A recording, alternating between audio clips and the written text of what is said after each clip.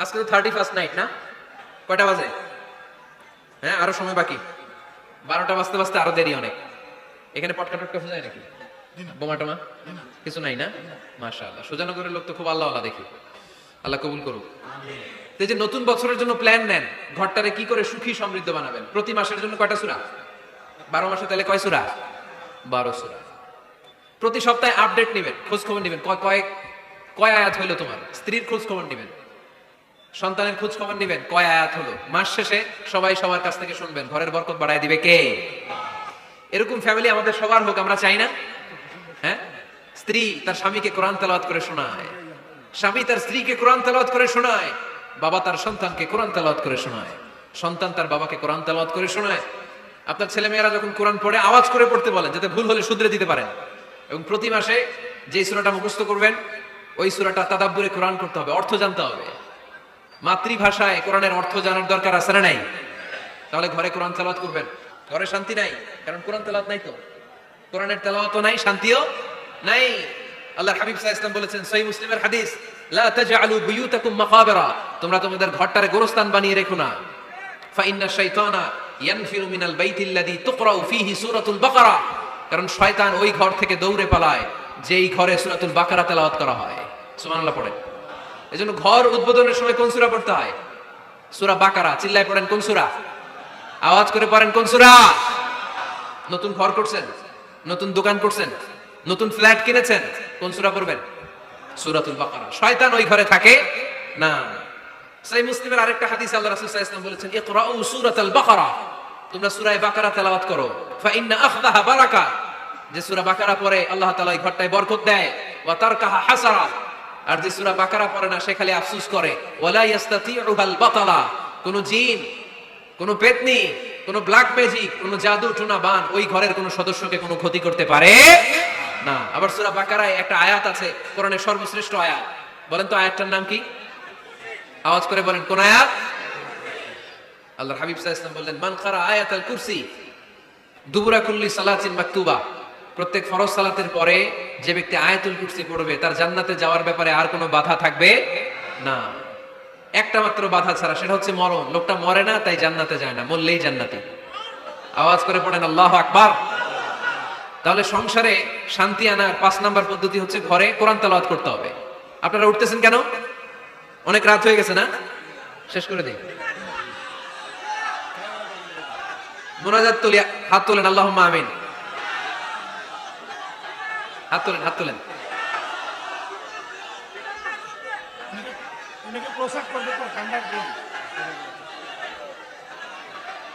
কি দোয়া করবেন না? আরো কয়েক মিনিট শুনবেন? মাঝখান দিয়ে যে 2-4 জন উঠা বসা করতেছেন কেন?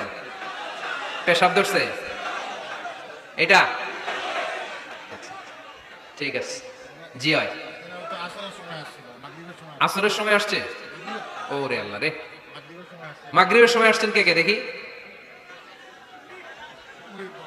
এখন বাজে 10টা 40, এতক্ষণ ধরে বসা? হাত নামান। আসরের সময় আসছেন কারা কারা দেখি? আসর থেকে বসা, হাত নামান। জোহরের সময় আসছেন কারা দেখি? জোহরের সময় চলে আসছো তোমরা। আল্লাহ তুমি কবুল করো, আজকের মাহফিলটারে নাজাতের ওসিলা বানাও। তাহলে ঘরে সুখ শান্তি আর সমৃদ্ধি আনার 5 নাম্বার ফর্মুলা হচ্ছে ঘরে কোরআনের তেলাওয়াত লাগবে। এখন কোরআনের তেলাওয়াত নাই, কোরআন আমরা শিখাতে চাই না, আছে না নাই? আমরা এখন ধর্মপ্রাণ হয়েছি কোরআন ছাড়া। কি ছাড়া? ধর্মপ্রাণ, ধর্মপ্রাণ, আমরা বড়ই ধর্মপ্রাণ।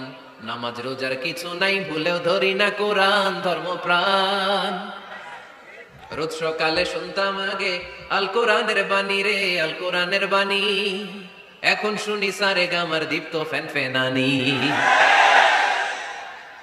রোজ সকালে শুনতাম আগে আল কোরআনের বাণী রে, আল কোরআনের বাণী। এখন শুনি সারে গামার দীপ্ত ফ্যান ফেনানি। ধর্মপ্রাণ মুসলমান আজকাল হয়েছে মডার্ন। ধর্মপ্রাণ, ধর্মপ্রাণ, আমরা বড়ই ধর্মপ্রাণ। নামাজ রোজার কিছু নাই, ভুলেও ধরি না কোরআন। ধর্মপ্রাণ, ঠিক না? প্রতিদিন কোরআন শিখায় যে তার পকেট যায় ফাঁকা রে, তার পকেট যায় ফাঁকা। সপ্তাহে 2 দিন গান শিখায় যে নেয় তো 1000 টাকা। ধর্মপ্রাণ মুসলমান আজকাল হয়েছে মডার্ন। ধর্মপ্রাণ আমরা বড়ই ধর্মপ্রাণ, নামাজ রোজার কিছু নাই ভুলেও ধরি না কোরআন। ধর্মপ্রাণ, এরকম ধর্মপ্রাণ আমরা কেউ হতে চাই? প্রতিদিন ফজরের পরে আমার ঘর থেকে কোরআন তেলাওয়াত হোক, আমরা চাই কি চাই না?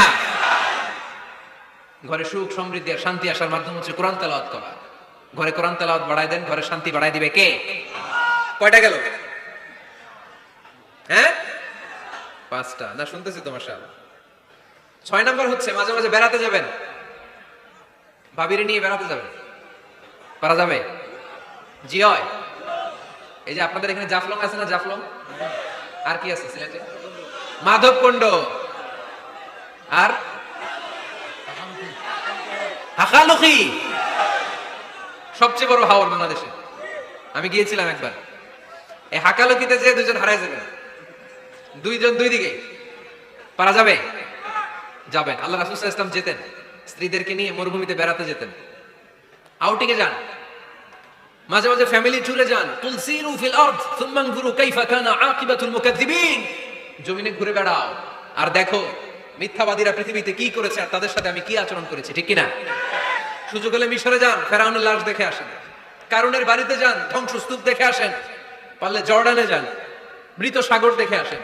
সমকামিতার কারণে লূত আলাইহিস সালামের কওমের লোকদেরকে আল্লাহ জমিন থেকে উঠিয়ে একটা আঘাত করেছেন জমিনে। ফাজআলনা আলিয়াহা সাফিলাহা, জমিনের উপরের মাটিকে আমি নিচে ঢুকিয়েছি, নিচের মাটিকে আমি উপরে ঢুকিয়েছি। উপর থেকে শিলা আর প্রস্তর বৃষ্টি নাজিল করে পুরো জমিনটারে আমি মাসাকার করে দিয়েছি। ওইখানে এখন ডেড সি, লোহিত সাগর, মৃত সাগর। ওখানে কোনো মাছ জন্মায় না, কোনো কাঁকড়া জন্মায় না, ব্যাঙ জন্মায় না, কিচ্ছু জন্মায় না। লবণের ডেনসিটি, ঘনত্ব এত বেশি, ওখানে কোনো মানুষ ডুবেও না। গজবের জায়গা, সুযোগ হলে দেখে আসেন। টাকা পয়সা ভালো থাকলে সময় হলে প্রায় ফ্যামিলি মেম্বারদেরকে নিয়ে উমরায় যান। কই যাবেন? উমরায় যান। নবদম্পতি যারা বা রিসেন্টলি তোমরা যারা বিয়ে করতে যাচ্ছ, you are going to be a new couple, পারলে তোমাদের হানিমুনটা উমরায় সেরে ফেলো। পারা যাবে না? স্বামী স্ত্রী দুইজনে মিলে মক্কায় চলে যাও, আল্লাহর ইবাদত, আল্লাহর ঘরে সিজদা দিয়ে নতুন জীবনটাকে নতুন ভাবে শুরু করো। বরকত দিবে কে? তাহলে ঘরে বা ফ্যামিলিতে সুখ সমৃদ্ধি নিয়ে আসার 6 নম্বর মাধ্যম হচ্ছে আউটিং এ যাওয়া, মাঝে মাঝে বেড়াতে যাওয়া। আল্লাহ রাসূল সাল্লাল্লাহু আলাইহি ওয়াসাল্লাম বেড়াতে যেতেন, সফরে স্ত্রীদেরকে নিয়ে যেতেন। সহিহ বুখারীর বর্ণনা, কানা রাসূলুল্লাহ সাল্লাল্লাহু আলাইহি ওয়াসাল্লাম ইযা আরাদা সাফারান আকরা বাইনা আজওয়াজিহি। আল্লাহ রাসূল সফর করলে কোন স্ত্রীকে নিয়ে যাবেন তিনি স্ত্রীদের নাম লিখে লটারি করতেন। সুবহানাল্লাহ নাই? কি করতেন? কোরআ, আরবিতে বলে কোরআ, বাংলায় বলে লটারি। এই লটারি জায়েজ, এই লটারি জায়েজ আছে। স্ত্রীদের নাম লিখে কোরআ করতেন, লটারি। যার নাম আসতো তাকে নিয়ে আল্লাহর হাবিব সাল্লাল্লাহু আলাইহি ওয়াসাল্লাম সফরে বেরিয়ে যেতেন। সফরে স্ত্রীদের সাথে দৌড়াদৌড়ি করতেন। সুবহানাল্লাহ বলবেন না? আম্মা জান আয়েশা রাদিয়াল্লাহু তাআলা আনহাকে আল্লাহর হাবিব সাল্লাল্লাহু আলাইহি ওয়াসাল্লাম এত ভালোবাসতেন, আল্লাহর হাবিব সাল্লাল্লাহু আলাইহি ওয়াসাল্লাম বলতেন, আয়েশা চলো দৌড়াদৌড়ি করি। ওই যে দেখা যায় খেজুর গাছ, চলো কে কার আগে যেতে পারে। দুইজন দৌড়ালেন। বিয়ের প্রথম দিকে আম্মা জান আয়েশা রাদিয়াল্লাহু তাআলা আনহা ফার্স্ট হয়ে গেলেন, কারণ তখন তিনি চিকন ছিলেন, এত মোটা ছিলেন না। আবার অনেক বছর পরে আরেক সফরে যখন আম্মা জান আয়েশা সফরে লটারিতে নাম আসলো, ওই সফরে আবার আল্লাহর হাবিব সাল্লাল্লাহু আলাইহি ওয়াসাল্লাম বললেন, আয়েশা চলো আজকে দৌড়াদৌড়ি করি। দুইজন দৌড় দিলেন। এবার আম্মা জান আয়েশা রাদিয়াল্লাহু তাআলা আনহা জিততে পারলেন না, যেহেতু মোটা হয়ে গেছেন। আল্লাহ রাসূল সাল্লাল্লাহু আলাইহি ওয়াসাল্লাম দৌড়ে গাছ ধরে ফার্স্ট হয়ে গেলেন। সুবহানাল্লাহ পড়েন। আম্মা জান আয়েশা এবার রাগ করে বসে আছেন। আল্লাহর হাবিব সাল্লাল্লাহু আলাইহি ওয়াসাল্লাম বললেন, হাদিহি সাফকাতু বিতিলক, ওই যে কয়েক বছর আগে আয়েশা একদিন রাতে তুমি আমারে হারাই দিছিলা, আজকে তোমারে হারাই ওটার প্রতিশোধ তুলে নিলাম। সুবহানাল্লাহ পড়তে পারলেন না? কি ভালোবাসাবাসী ছিল, কি খুনসুটি ছিল, কি আদর্শ আগের সমৃদ্ধ সুখী শান্তির একটা সংসার ছিল বিশ্বনবী সাল্লাল্লাহু আলাইহি ওয়াসাল্লামের। তিনি স্ত্রীদের সাথে খোশ গল্প করতেন, বিনোদন করতেন, হাসি ঠাট্টা করতেন। তবে এই বিনোদন ছিল সুস্থ বিনোদন, এই রসিকতা ছিল সুস্থ রসিকতা, ঠিক কিনা? তা আমরা এটা করতে চাই না। অনেকের চেহারা, আমাদের চেহারার মধ্যে কোনো হাসি নাই, খালি রাগ আর রাগ, আছে না নাই? অনেকে দেখবেন 5 বছর একবারও হাসি নাই। সুজানগরে আলহামদুলিল্লাহ এরকম নাই। সুজানগরের এই যে সবাই হাসতেছে, সবার মুখে হাসি। হাসবেন, মুচকি হাসবেন, মুচকি হাসি দেওয়া সুন্নাত। আর মুচকি হাসতে পয়সা লাগে না। পয়সা লাগে তো হাসেন না কেন? মুচকি হাসেন, হাসি দেওয়া সুন্নাত। তো তাহলে 6 নাম্বার যে পদ্ধতি আমরা পেলাম ঘরে সুখ শান্তি আনার, মাঝে মাঝে ফ্যামিলি মেম্বারদেরকে নিয়ে আমরা হাকালুকি হাওড়ে হারিয়ে যাব, আমরা মাধবকুণ্ড বেড়াতে যাব, আমরা জাফলং এ যাব, পারলে আমরা কক্সবাজার সমুদ্র সৈকতে যাব। যেমনটি আল্লাহর হাবিব সাল্লাল্লাহু আলাইহি ওয়াসাল্লাম স্ত্রীদেরকে নিয়ে বেড়াতে যেতেন। ইনশাআল্লাহ পড়েন। পারবেন তো? যাবেন তো সবাই? আচ্ছা, 7 নম্বর পদ্ধতি সংসারে সুখ শান্তি ফিরে আনার, ফ্যামিলির গুরুত্বপূর্ণ বিষয়ে সিদ্ধান্ত নিতে পরামর্শ করবেন। ফ্যামিলি মিটিং কি করবেন? কি মিটিং? ফ্যামিলি মিটিং করবেন, পরামর্শ। এক্ষেত্রে স্ত্রী, সন্তান, ভাই, বোন, আব্বা আম্মা সবার পরামর্শ নেবেন। অনেকে আছে কারো কথা শোনে না, মনে যা চায় তাই করে, আছে না নাই?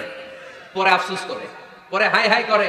কারণ যারা পরামর্শ করে এরা কোনোদিন হাই হাই করা লাগে না। চিল্লায় বলেন ঠিক কিনা? এজন্য আল্লাহ বললেন ওয়াশাবিরহুম ফিল আমরি ফাইদা আযামতা ফাতাওয়াক্কাল আলাল্লাহ। গুরুত্বপূর্ণ বিষয়ে সিদ্ধান্ত নেবার আগে তোমরা পরামর্শ করে নাও। যখন তোমরা পরামর্শ করে সঠিক সিদ্ধান্তে উপনীত হয়ে যাবে, তখন তাওয়াক্কুল করবা একজনের উপর, তিনি কে? সিদ্ধান্ত যখন নিয়ে ফেলবেন আল্লাহর উপর তাওয়াক্কুল করবেন। এজন্য পরামর্শের কোনো বিকল্প নাই। পরামর্শ নেবেন, স্ত্রীদেরও পরামর্শ নেবেন। অনেকে বলে আরে মেয়ে মানুষ কি পরামর্শ নেবে, আমি তো সব জানি। এরকম আছে না নাই? না, অনেক সময় নারীদের পরামর্শ কাজে লাগে। আমাদের বোনদের মাথায় ভালো ভালো বুদ্ধি আছে না নাই?